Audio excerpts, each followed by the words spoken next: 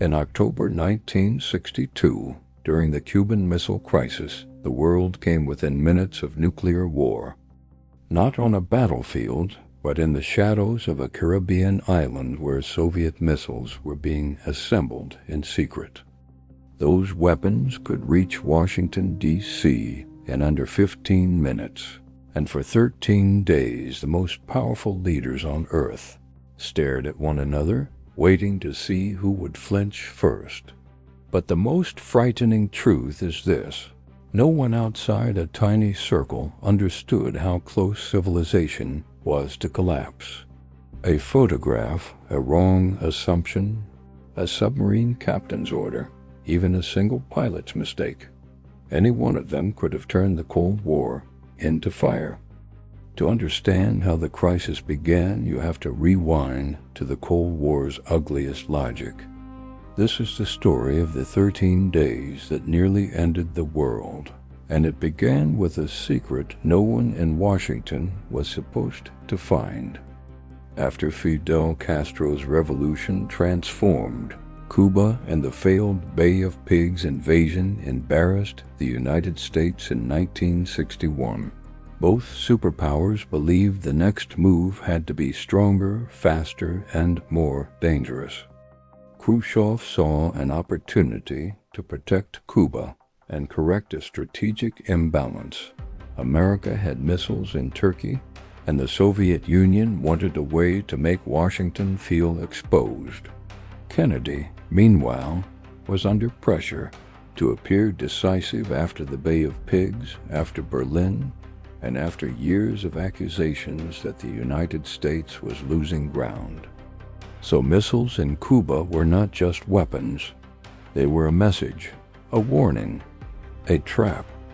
The Soviets called the operation a nadir, hiding troops, missile parts, and nuclear warheads beneath layers of deception, while Cuba appeared quiet to the outside world.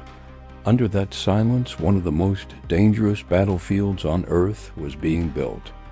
Then, in mid-October, that trap was discovered from the sky, and once the photographs reached Washington, the question was no longer whether the Soviets had acted. The question became far more dangerous. What would the Americans do next? On October 14th, an American U-2 spy plane photographed missile sites under construction near San Cristobal. Analysts enlarged the images, traced the silhouettes, and confirmed the impossible. Soviet medium-range ballistic missiles were being installed in Cuba. Kennedy was briefed in secret, and within hours he formed the executive committee of the National Security Council, ExComm. The room filled with generals, advisors, and Cold War veterans who did not agree on what survival looked like. Some demanded airstrikes that would destroy the missile sites before they became operational. Others warned that bombs might kill Soviet personnel, trigger retaliation in Berlin or Turkey, or ignite a nuclear exchange. Kennedy listened, measured every argument, and faced the most agonizing choice a president can face: strike first and risk catastrophe, or hold back and risk looking weak. All the while, the public still knew nothing. The White House kept its distance. Newspapers printed ordinary headlines. Families ate dinner. Commuters went to work. But inside the Situation Room, maps of Cuba turned into a countdown clock. Every hour made the missiles harder to remove, and every hour made the next decision harder to survive. The crisis had not become visible to the world yet, but inside that room, the countdown had already begun. Then the crisis escaped the room and began testing the world itself. On October 24th, Soviet ships carrying more equipment approached the American quarantine line in the Atlantic. It was not called a blockade because a blockade sounded like war. Kennedy chose the word quarantine, and even that careful language could not hide the tension. Naval officers watched radar screens for the smallest movement. If a ship crossed the line or a captain misunderstood an order, the first shot could have come from the sea. Some Soviet vessels turned back. Others slowed to a crawl. For a moment, restraint held. Then came the next shock. On October 27th, a U-2 was shot down over Cuba, killing Major Rudolf Anderson, and proving how thin the line had become.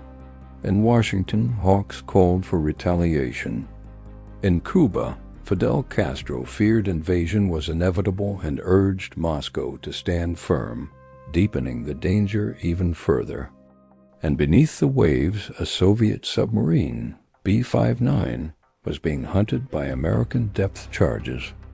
Its crew believed war might already have started. The temperature inside the sub rose. Air thinned. Tension snapped. A nuclear torpedo was almost launched. Only one officer, Vasili Arkhipov, refused to authorize it. One vote, one exhausted refusal, and a catastrophe vanished without witnesses. By the final weekend, the crisis had become a duel of letters, nerves, and secret messages. Khrushchev sent one message that sounded almost hopeful: remove the Soviet missiles from Cuba, and the confrontation could end. Then another message arrived, harsher and more demanding, insisting that American Jupiter missiles in Turkey must also go. In the White House, Kennedy's advisors saw a trap inside the diplomacy. If he answered the wrong letter, he could hand the Soviets a victory or force the military to act. Meanwhile, the United States was preparing for the possibility of invasion, and Soviet forces in Cuba were being pushed to a higher state of readiness. Then came the second U-2 incident, shot down over Cuba, and the last thread of control seemed to fray. At that moment, Robert Kennedy met Soviet Ambassador Anatoly Dobrinin in a secret backchannel and quietly conveyed the compromise. The United States would promise not to invade Cuba, and the Jupiter missiles in Turkey would be removed later, in silence. It was not a triumph. It was a rescue. Both sides had to sell the deal as strength while hiding the most important part of the bargain. For one more night, the world still did not know whether dawn would bring peace or a flash of light over the Atlantic. On October 28th, Khrushchev finally announced that the missile sites in Cuba would be dismantled. The 13-day nightmare ended, and the machinery of war slowly backed away from the edge. Soviet ships carried the missiles home. American forces stood down. The public celebration was real but incomplete, because the secret side of the deal remained hidden for years. The United States quietly removed its Jupiter missiles from Turkey, and both leaders tried to frame the outcome as a victory. Yet the true winner was something rarer: time. The crisis forced Washington and Moscow to confront how little control they actually had once fear and speed took over. Out of that lesson came the Washington-Moscow hotline, and soon after, the Limited Test Ban Treaty, small signs that the superpowers had stared into the abyss and chosen, however reluctantly, to step back. The Cuban Missile Crisis became the defining warning of the nuclear age, a reminder that history can hinge on secrecy, luck, and the courage of people who stop a disaster no one else can see. It was 13 days of terror, but it also became 13 days that changed how the world survived.